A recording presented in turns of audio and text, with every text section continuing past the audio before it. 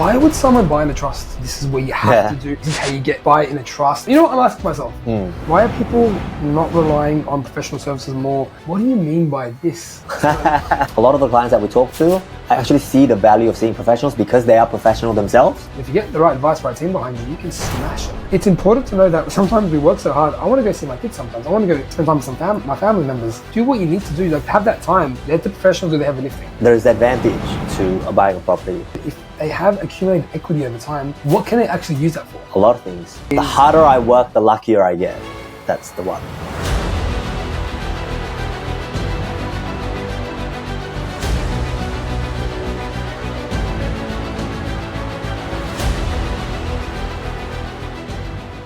I see so much content and information online, finance, property, this is the next boom suburb, this is what you have to do, this is how you buy in a trust, buy in your SMSF. Yeah.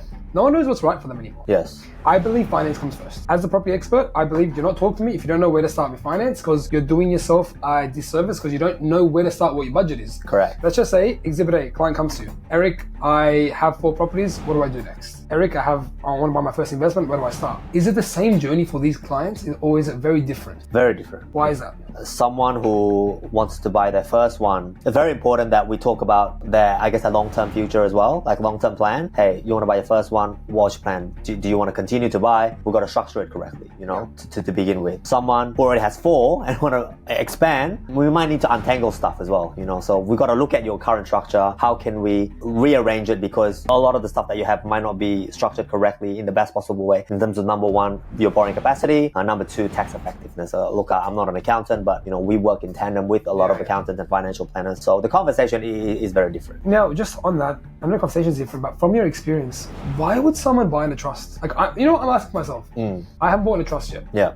I got multiple properties. Why would I buy in a trust next? The real reason why you want to buy in a trust, again, you should check it with an accountant, is for not only just tax effectiveness, but a lot of the time is actually for asset protection. So let's say I'm a doctor, I'm a surgeon, I am dealing in a high-risk environment where I may be sued, for example, right? When I want to buy my property, I may not want to buy under Eric Yeo, because if I get sued, people may come after me. That's when trust comes in, right? So you add that layer of protection where it is not owned by me, but it's owned by my trust. From an asset protection perspective, that's the reason why people do it, right? However, what people do now is, because it's inside of a trust, I wouldn't say it's a loophole, but certain banks will be able to ignore the lending inside of that trust. Hence, you're able to borrow more again and again. So in saying that, Eric, if I had a standard job, like a lot of Australians out there, and I'm just a simple worker earning money, I really have not much benefit to buying a trust unless it's for serviceability purposes, correct? Correct. So I think that's where the stigma is. People believe that they have to buy in a trust. Like, I had someone come to me, they haven't owned occupied property, they want to buy their first investment under their trust. I tried to explain, like, what's the main purpose? Yes. Borrowing capacity was amazing. They couldn't answer me. They're like, I was just told to buy in a trust by my accountant. I'm like, okay, are you a doctor? Is it for a particular reason? Because I've heard that as well. Asset protection. They just couldn't answer me. Yes. So I'm like, they just accountant online information, Reddit forums. They're like, I need to buy a trust. I'm like, it's crazy. So you unclog that myth, which is fantastic. Yeah. Okay. Have you seen? Because I've seen a rise in people buying properties in the SMSF. Yes. Have you seen a rise in SMSF loans? I'm doing a lot more, to be perfectly honest. A lot of people, have their super fund, been working, we deal with other professionals, and they have a sizable amount in their super, right? And some of them are not performing well or performing less than expected. Yeah. So I wouldn't say it's a no-brainer, but Australians love property. Property always appreciate in value, the right one anyway, if you buy smart, which is why they need to see someone like yourself, right, Daniel? And it's a great idea to be able to buy within your SMSF. You have control, you have the say in terms of what you want to invest in, and there's a rise in that, and there's a lot of actually choices and providers of who will do SMSF lending than what it was before. I think it's a beautiful thing if you can get it right. Like, I told you so about my parents, they couldn't buy property. They still have property, but I helped them in the SMSF buy a property a couple of years back. Yes. They bought when the rates were low, obviously. I'm like, Mum, Dad, I think we should start looking at your self-managed super fund investing. Never heard of it. Yeah. So I'm going to assume that a lot of people out there listening to this might not even know what SMSF investing is still. Yes. The easiest way to sum it up is maybe, I think about 4 years ago now, they bought a property in Brisbane under their super. They didn't have much, maybe 200K or two. They bought a 450, 460 townhouse. Went from 450, 460 to 900K in less than 4 years. Nice. Like, if you're smart about it, like, I've helped my parents now have a semi-better retirement. We've got work to do. Yeah. But it's at least a better overall opportunity.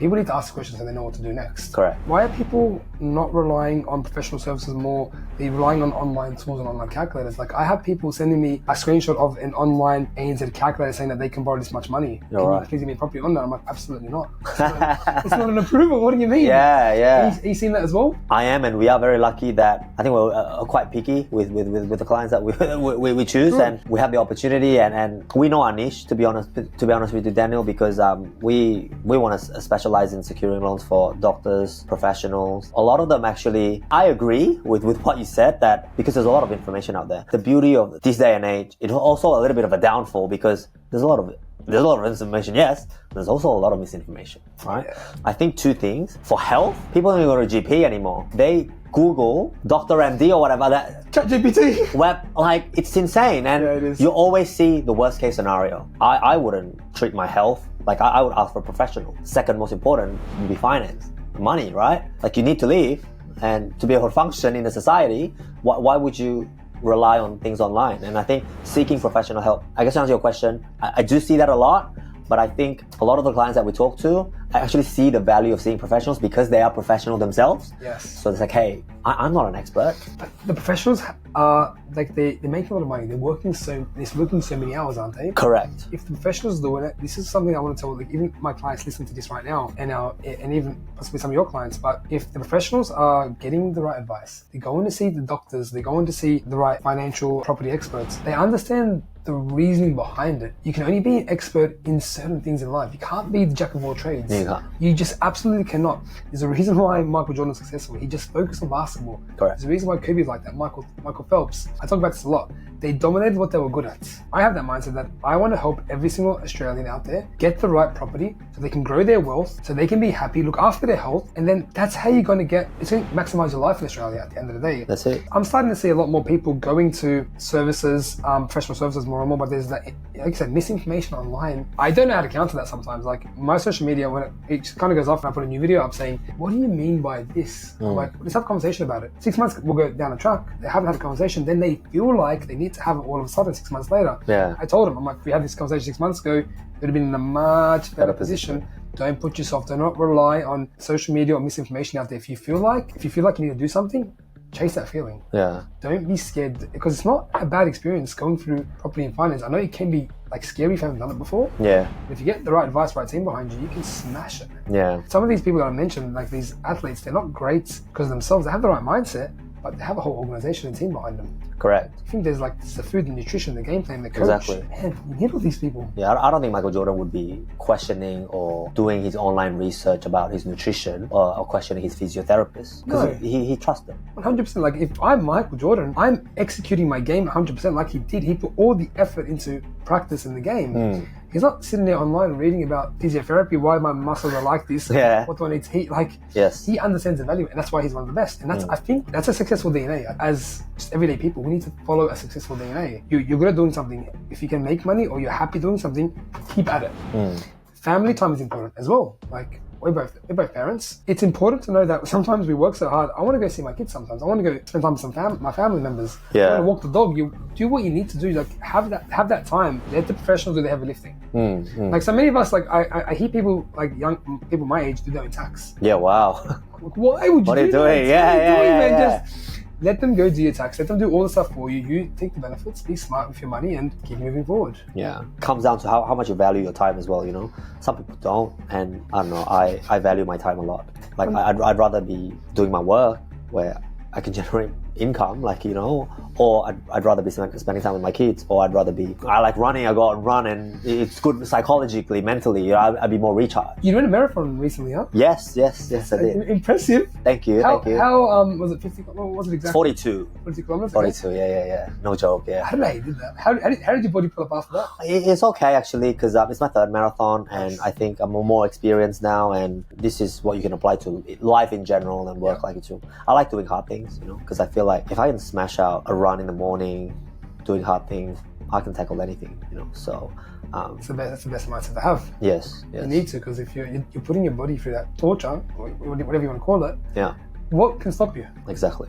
Nothing. Exactly. Absolutely nothing. Yeah. And I think if you have that, if you give yourself that high standards, I'm just going to assume that you give your customers the same exact value. And that's why they keep coming to you. That's why you guys are what you are right now. I want people to understand that like we don't just do this because it's our job. Like I love what I do. Yeah. Based on this conversation, you love what you do. Absolutely. So we're not a bunch of other random people just doing this for online social media clicks. Like I'm going to do this for the rest of my life. I will tell you that I want to retire in 5 years' time. Believe it or not, I'm going to keep working. Yeah. I don't want to retire. I can see that. Yeah. I enjoy this too much. I'm sure you're going to do the same. Just on that, like a question just clicked to me now because clients keep asking me this. Why would they buy more than one property? I have own occupiers, families that have had their own property for 15 years. They've got like equity in it. I'm trying to explain that you can kind of use that equity, buy an investment property, and maybe put yourself in a better financial position. But they've been accustomed to, no, it's just dead weight. I'm having more debt. More debt. And I know Sydney's expensive. I understand that. They don't even want to look at other resources outside of that. Like, as a finance professional, how can you talk to these kind of clients with this profile, understanding that it could be okay to have debt sometimes? Coming from a finance point of view. If you're talking to a risk adverse person, because it sounded like, you have someone who's an owner occupier, what would he instead? You got to understand that you're buying property, right? Like you're not buying a depreciating asset. You're not buying a meme coin or crypto.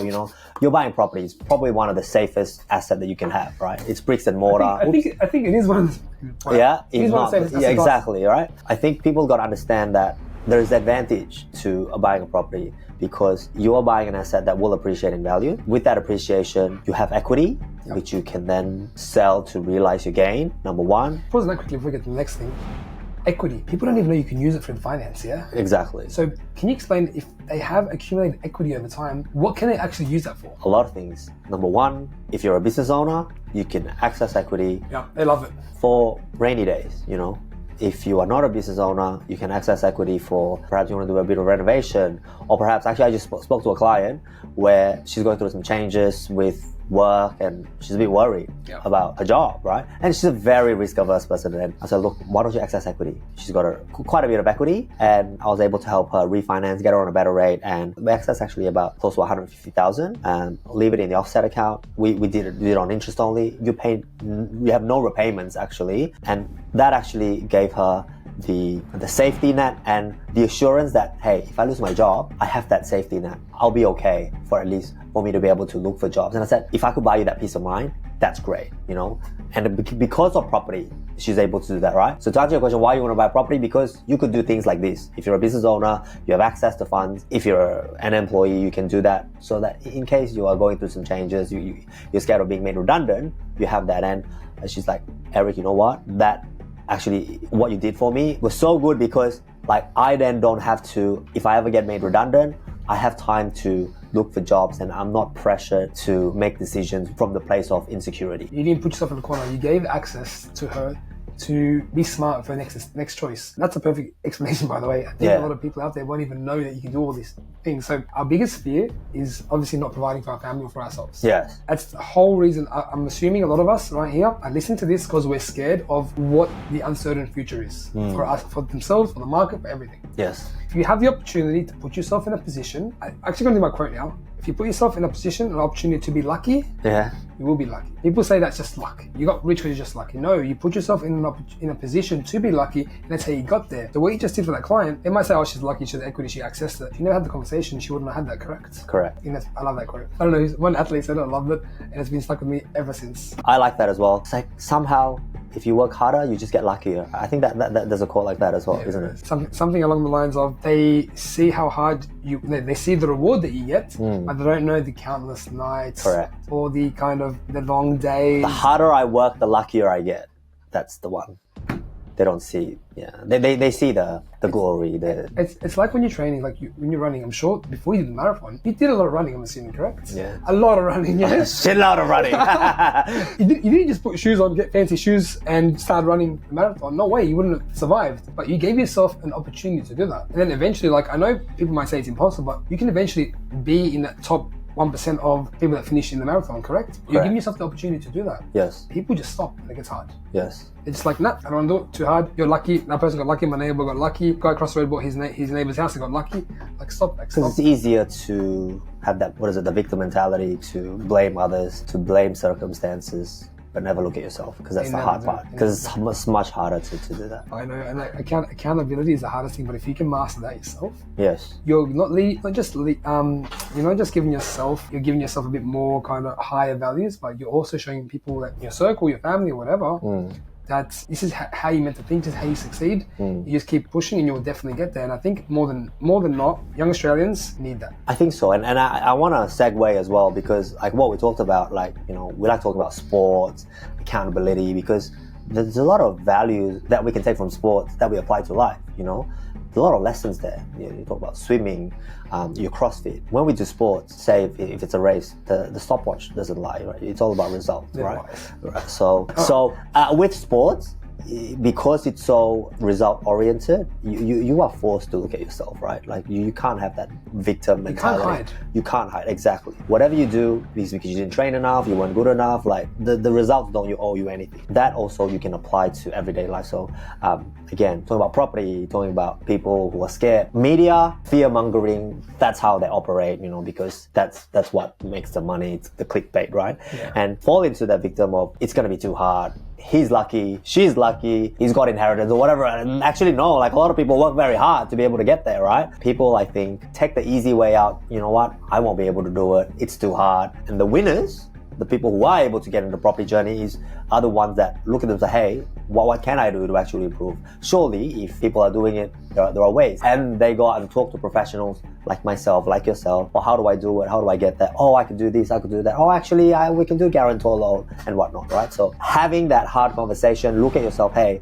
where do we stand? People are scared. I think that's what it is. You said it perfectly. I didn't even want to say anything. That was hitting on the head. I know a lot of people have questions about what we spoke about today. So I know that our next kind of session, we're going to answer a lot of clients' questions. They're going to just shoot us 50 questions. We're just going to answer them live and see how that goes. I'm excited for that. But I guess this has been a good kind of segue into that. So for all you listening, next week we have live questions. We're going to answer up to 40 questions live. I believe it is. So if you listen to this and you want to know more, emailing us, talking to us, just email the team your questions and concerns, or even on Instagram Live, and we'll answer them one by one and see where it goes. Nice. Thank you, Daniel. Thank you, Eric. It's been a pleasure.